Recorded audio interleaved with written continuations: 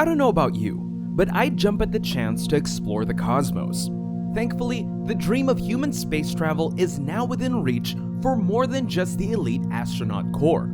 This leap forward is largely due to the groundbreaking SpaceX Crew Dragon, which seems to have solved literally all the problems: cost, convenience, and accessibility. We're not talking about brief jaunts barely past the atmosphere, like those offered by Virgin Galactic or Blue Origin. No, we're setting our sights on actual orbit.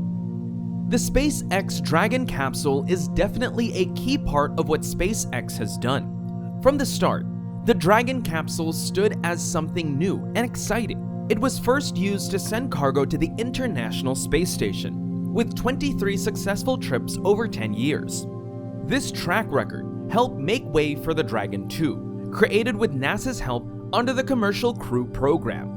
It first flew in 2019, but by May 30, 2020, it made history as the first American spacecraft to take astronauts into orbit since the Space Shuttle days. It was also the first crew-ready spacecraft made in the US since the Apollo missions, starting a new era in space travel. We've moved past the tight, basic Apollo capsules filled with confusing switches and dials. The Dragon has a modern, sleek look inside and out. It's 16 feet tall and 13 feet wide, sitting on a base that gives it power and extra space for cargo that doesn't need to be pressurized. Its design features a single mechanical door on the nose for docking or looking at the cupola window, depending on the mission, and side doors for getting the crew in and out easily on Earth. Covered in SpaceX typical white, its smooth outside has a few windows and hidden thruster ports. The Dragon uses two types of thrusters, Draco and Super Draco. The 16 Draco thrusters scattered around the capsule helps it move and adjust its orbit using hypergolic engines.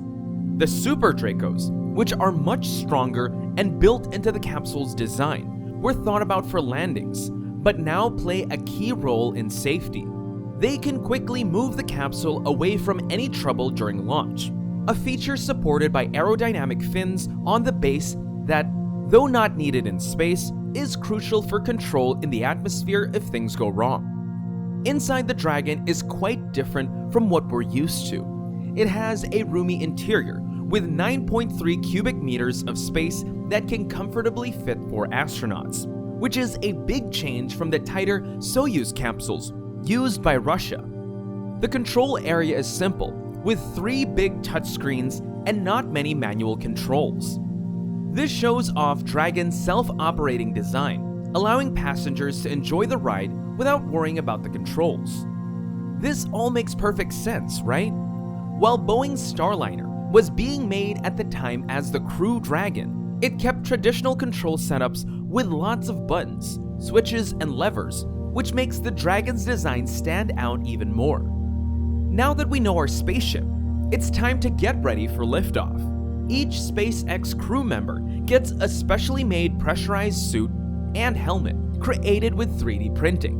These suits are designed to keep conditions inside like those on Earth, making sure there's breathable air, a comfortable temperature, and the right pressure to avoid the scary scenario of blood boiling from low pressure. Hopefully, we'll never have to actually use these suits in any emergency, but it's nice to know that they're there. Unlike the bulky, assembled suits of the past, SpaceX's suits are sleek, one-piece outfits that are easy to move around in. Putting them on is simple.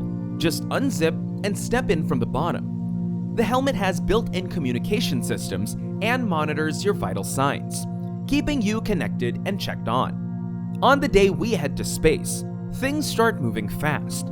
3 hours before takeoff, the crew gets ready at NASA's Space Flight Center with one last meeting. Then, looking cool, they head out to the launch pad in Tesla Model X SUVs, which are great for getting in and out because of their special doors. An hour before we launch, we take an elevator up to the launch tower and use a special phone to say any last words to our families. It's a quiet moment that reminds us of the dangers of going to space. Next, we move over to the Dragon spacecraft. The ground team helps us get inside and makes sure we're all set. Our boots click into the floor to stop us from moving during the launch, and a life support line keeps us cool and comfortable.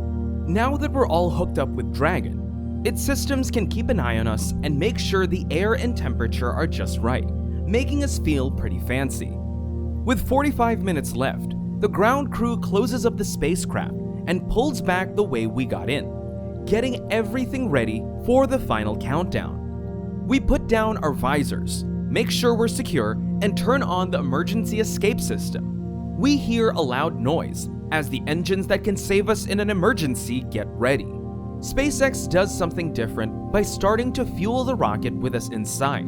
We can hear and feel the rocket as it gets ready to fly, with screens showing us everything from how the flight's going to detailed technical info, even more than what SpaceX shows live on the internet. Then, it's almost time to go. The engine starts, and we shoot up into the sky. It's a thrilling moment that starts our amazing trip into space. Underneath us, the Falcon booster has a huge amount of power, ready to push us with 1.8 million pounds of force. In just 30 seconds, we're going super fast and high. By 1 minute, we're breaking the sound barrier. If everything's good and we don't need to stop, we hit another big moment around 2 minutes and 30 seconds when the first part of the rocket comes off. Now, we're flying even faster and higher, with the next engine pushing us towards orbit. About 9 minutes in, we're flying through space super fast and have reached a high altitude. The engines turn off and we feel weightless. A toy floating in the spacecraft lets us know we've made it to orbit. By 12 minutes in, we're on our own in space, floating around Earth. 15 minutes in, we can take off our visors and unstrap from our seats, enjoying the feeling of zero gravity. Our suits, which keep us safe through the risky parts, aren't needed anymore. From here, our journey could go two ways. If we're heading to the International Space Station, we'll need about a day to line up and dock, and we'll manually open the front cover to get to the docking spot. Or, if we're just circling around Earth for fun, like the Inspiration 4 crew that had an amazing Netflix show, we switch out the docking gear for a big window. This dome gives us an amazing, wide view of Earth, a sight not many get to see. Sooner or later, we'll have to deal with going to the bathroom in space, a challenge that's come a long way since astronaut Alan Shepard's less than ideal situation in the Mercury capsule. Now, we have a much nicer vacuum toilet, like the one on the Space Shuttle and the ISS, hidden above the side door. It gives us some privacy and handles the weirdness of going to the bathroom in zero gravity, something we'll appreciate a few hours into the trip. Whether we're coming back from the ISS or wrapping up our space tour, it's time to head home. We've got 7 places we could land along Florida's coast, either in the Gulf of Mexico or the Atlantic. The weather and safety pick our spot. The SpaceX team fine-tunes our orbit to start bringing us down, getting us ready to re-enter Earth's atmosphere. As we get ready to re-enter, things get serious. We suit up, pull down our visors, and strap in tight. Once everything's set, we let go of the spacecraft's trunk and turn to the bottomless faces of Earth, starting our drop. The Draco thrusters tweak our course as we dive, but at the hottest part of coming back, we lose touch of ground control for 7 minutes, a tense time when any glitch would leave us in the dark, reminding us of the dangers of spaceflight. We hit up the atmosphere super fast, and the air friction heats up the gas around us until it glows, reaching up to 1,900 degrees Celsius. The heat shield's special tiles take on the intense heat, slowly burning away to keep us safe and cool inside. Even with all this heat outside, our air conditioning keeps things nice and comfy for us. The drag from the atmosphere slows us down to a speed where we feel up to 5 times heavier than normal. Lying on our backs, it feels different from a sudden stop in the car. It's more like the big push we felt when we first took off, pressing us into our seats. After the intense heat of coming back to Earth eases off, we get our signal back, telling us it's time to get ready for the parachutes. First, 2 smaller chutes come out, slowing us down a lot. Then, 4 bigger chutes open up, bringing us down to a smooth 24 km/h for our splashdown in water. Right when we hit the water, a SpaceX team on a nearby boat comes over very fast. They use a crane to pick up the capsule and put it in their ship. The Dragon Capsule, once bright white, now shows off a mix of grays and blacks, marks from its trip through space and back. Inside, we're still strapped in and comfy, waiting for the okay to get out. Safety is the top priority.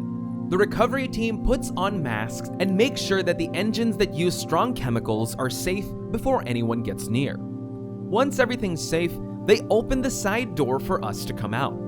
Getting used to being back on Earth might take a bit, and we might need some help walking, but that's nothing compared to the amazing trip that we just had. The whole experience is just one part of the Dragon Capsule's life. It's likely going to be fixed up and used again, showing SpaceX's big goal of making space travel something we can do over and over again. For more content like this, don't forget to check out the videos on your screen.